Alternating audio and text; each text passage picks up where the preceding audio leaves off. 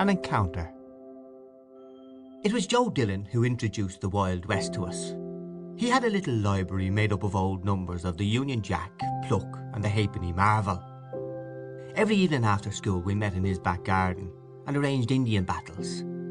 He and his fat young brother, Leo the Idler, held the loft of the stable while we tried to carry it by storm, or we fought a pitched battle on the grass. But however well we fought, we never won siege or battle, and all our bouts ended with Joe Dillon's war dance of victory. His parents went to 8 o'clock mass every morning in Gardiner Street, and the peaceful odour of Mrs. Dillon was prevalent in the hall of the house. But he played too fiercely for us who were younger and more timid.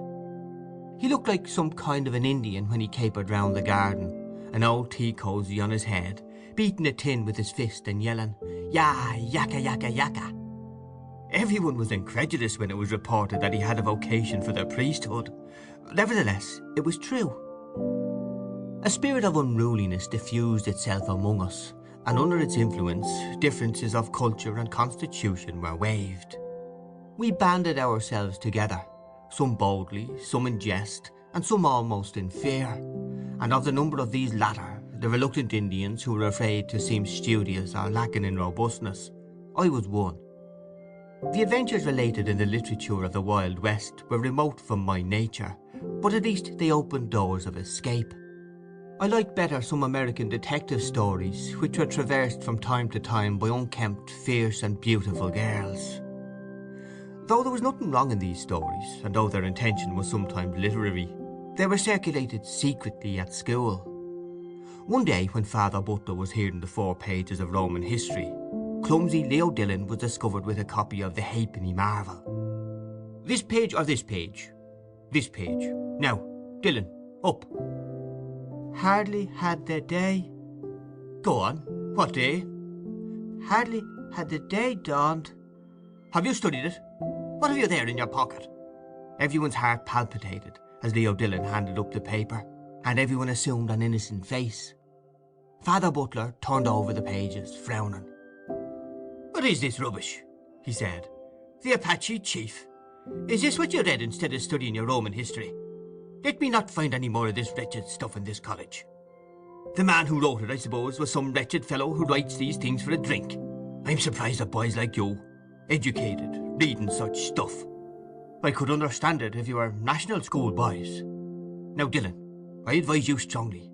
Get at your work, or—" This rebuke during the sober hours of school paled much of the glory of the Wild West for me, and the confused, puffy face of Leo Dillon awakened one of my consciences. But when the restraining influence of the school was at a distance, I began to hunger again for wild sensations, for the escape which those chronicles of disorder alone seemed to offer me. The mimic warfare of the evening became at last as wearisome to me as the routine of school in the morning, because I wanted real adventures to happen to myself. But real adventures, I reflected, do not happen to people who remain at home. They must be sought abroad.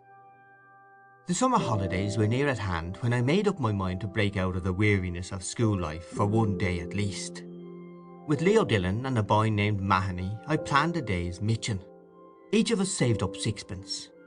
We were to meet at 10 in the morning on the canal bridge. Mahony's big sister was to write an excuse for him, and Leo Dillon was to tell his brother to say he was sick. We arranged to go along the wharf road until we came to the ships, then to cross in the ferry boat and walk out to see the pigeon house. Leo Dillon was afraid we might meet Father Butler or someone out at the college, but Mahony asked, very sensibly, what would Father Butler be doing out at the pigeon house? We were reassured, and I brought the first stage of the plot to an end by collecting 6pence from the other 2, at the same time showing them my own 6pence. When we were making the last arrangements on the eve, we were all vaguely excited. We shook hands, laughing, and Mahony said, "Till tomorrow, mates." That night I slept badly. In the morning I was the first comer to the bridge, as I lived nearest. I hid my books in the long grass near the ash pit at the end of the garden, where nobody ever came, and hurried along the canal bank. It was a mild sunny morning in the first week of June. I sat up on the coping of the bridge, admiring my frail canvas shoes, which I had diligently pipe-clayed overnight, and watching the docile horses pulling a tramload of business people up the hill. All the branches of the tall trees which lined the mall were gay with little light green leaves, and the sunlight slanted through them onto the water. The granite stone of the bridge was beginning to be warm, and I began to pat it with my hands in time to an air in my head. I was very happy. When I had been sitting there for 5 or 10 minutes, I saw Mahony's grey suit approaching. He came up the hill smiling and clambered up beside me on the bridge. While we were waiting, he brought out the catapult which bulged from his inner pocket and explained some improvements which he had made in it. I asked him why he had brought it, and he told me he had brought it to have some gas with the birds. Mahony used slang freely and spoke of Father Butler as old Bunzer. We waited on for a quarter of an hour more, but still there was no sign of Leo Dillon. Mahony at last jumped down and said, "Come along, I knew Fatty'd funk it." "And his sixpence?" I said. "That's forfeit," said Mahony, "and so much the better for us. A bob and a tanner instead of a bob." We walked along the North Strand Road till we came to the Vitriol Works, and then turned to the right along the Wharf Road. Mahony began to play the Indian as soon as we were out of public sight. He chased a crowd of ragged girls, brandishing his loaded catapult, and when 2 ragged boys began out of chivalry to fling stones at us, he proposed that we should charge them. I objected that the boys were too small, and so we walked on, the ragged troop screaming after us, "Swaddlers, swaddlers," thinking that we were Protestants, because Mahony, who was dark-complexioned, wore the silver badge of a cricket club in his cap. When we came to the Smoothing Iron, we arranged a siege, but it was a failure because you must have at least 3.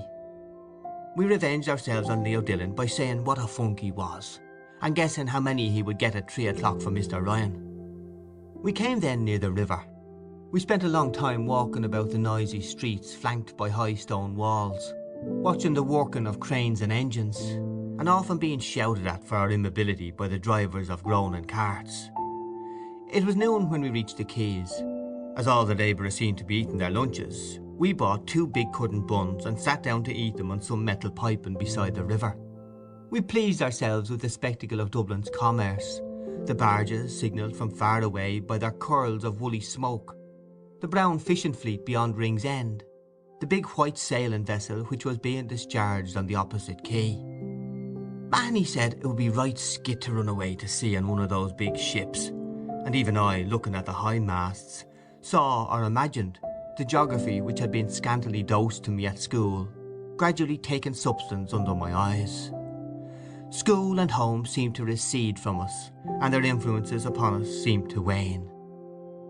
We crossed the Liffey in a ferry boat, paying our toll to be transported in the company of 2 labourers and a little Jew with a bag. We were serious to the point of solemnity, but once during the short voyage our eyes met and we laughed. When we landed, we watched the discharging of the graceful tree master which we had observed from the other quay. Some bystander said that she was a Norwegian vessel. I went to the stern and tried to decipher the legend upon it, but failing to do so, I came back and examined the foreign sailors to see had any of them green eyes, for I had some confused notion. The sailors' eyes were blue and grey and even black. The only sailor whose eyes could have been called green was a tall man who amused the crowd on the quay by calling out cheerfully every time the planks fell, "All right, all right." When we were tired of this sight, we wandered slowly into Ring's End. The day had grown sultry, and in the windows of the grocers' shops musty biscuits lay bleaching. We bought some biscuits and chocolate, which we ate sedulously, as we wandered through the squalid streets where the families of the fishermen live. We could find no dairy, and so we went into a huckster shop and bought a bottle of raspberry lemonade each. Refreshed by this, Mahony chased the cat down a lane, but the cat escaped into a wide field. We both felt rather tired, and when we reached the field we made at once for a sloping bank over the ridge of which we could see the Dodder. It was too late, and we were too tired to carry out our project of visiting the pigeon house. We had to be home before 4 o'clock lest our adventure should be discovered. Mahony looked regretfully at his catapult, and I had to suggest going home by train before he regained any cheerfulness. The sun went in behind some clouds and left us to our jaded thoughts and the crumbs of our provisions. There was nobody but ourselves in the field. When we had lain on the bank for some time without speaking, I saw a man approaching from the far end of the field.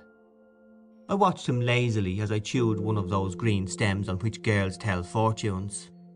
He came along by the bank slowly. He walked with one hand upon his hip, and in the other hand he held a stick with which he tapped the turf lightly. He was shabbily dressed in a suit of greenish black, and wore what we used to call a jerry hat with a high crown. He seemed to be fairly old, for his moustache was ashen grey. When he passed at our feet he glanced up at us quickly, and then continued his way. We followed him with our eyes, and saw that when he had gone on for perhaps 50 paces, he turned about and began to retrace his steps. He walked towards us very slowly, always tapping the ground with his stick, so slowly that I thought he was looking for something in the grass. He stopped when he came level with us and bade us good day. We answered him, and he sat down beside us on the slope slowly and with great care.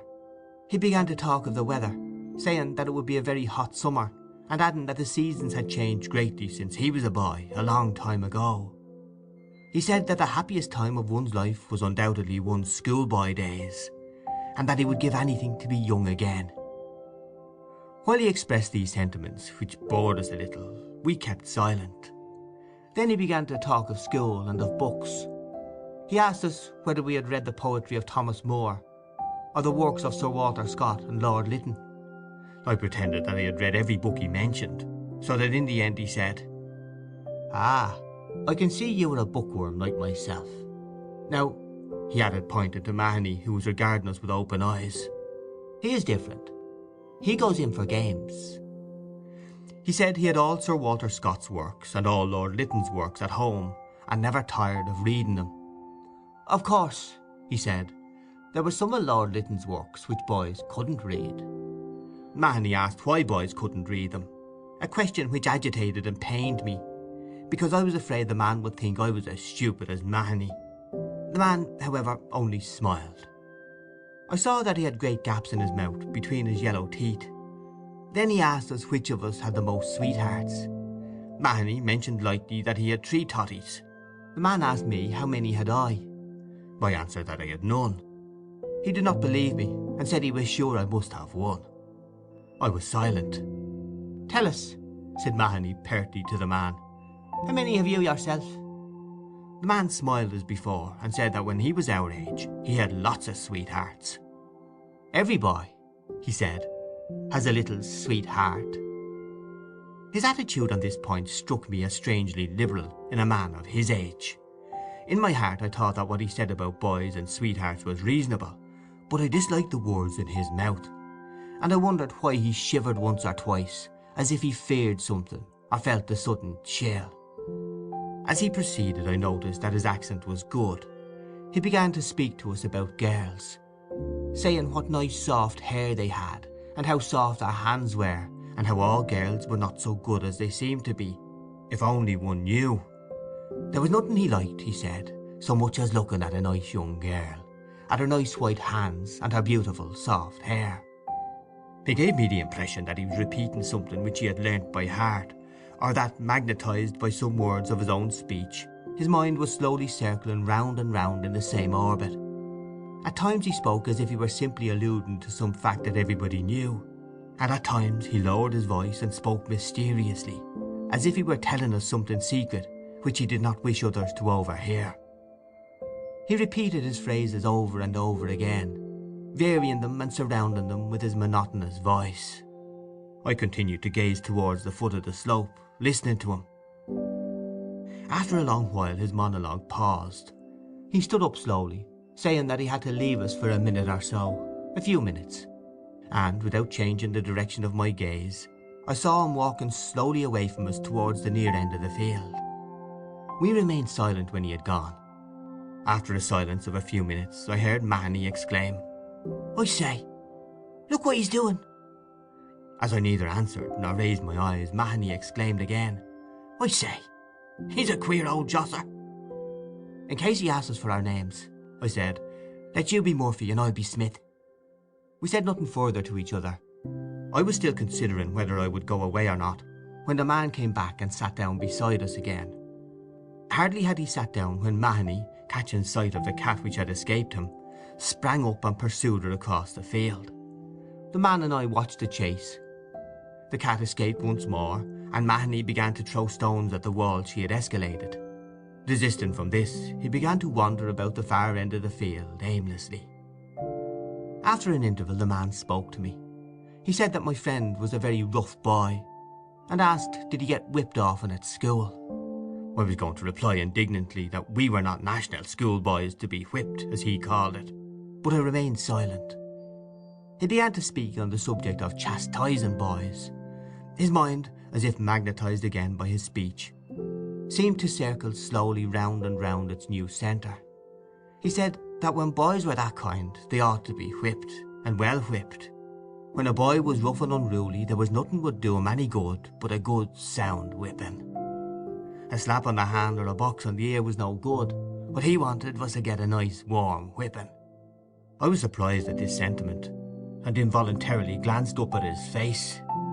As I did so, I met the gaze of a pair of bottle-green eyes, peering at me from under a twitching forehead. I turned my eyes away again. The man continued his monologue. He seemed to have forgotten his recent liberalism. He said that if ever he found a boy talking to girls, or having a girl for a sweetheart, he would whip him and whip him, and that would teach him not to be talking to girls. And if a boy had a girl for a sweetheart and told lies about it, then he would give him such a whipping as no boy ever got in this world. He said that there was nothing in this world he would like so well as that. He described to me how he would whip such a boy, as if he were unfolding some elaborate mystery. He would love that, he said, better than anything in this world. And his voice, as he led me monotonously through the mystery, grew almost affectionate, and seemed to plead with me that I should understand him. I waited till his monologue paused again. Then I stood up abruptly. Lest I should betray my agitation, I delayed a few moments, pretending to fix my shoe properly, and then, saying that I was obliged to go, I bade him good day. I went up the slope calmly, but my heart was beating quickly with fear that he would seize me by the ankles. When I reached the top of the slope, I turned round and, without looking at him, called loudly across the field, "Murphy!"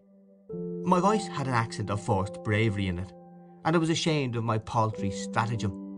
I had to call the name again before Mahony saw me and hallooed in answer. How my heart beat as he came running across the field to me. He ran as if to bring me aid, and I was penitent, for in my heart I had always despised him a little. End of Story 2, An Encounter.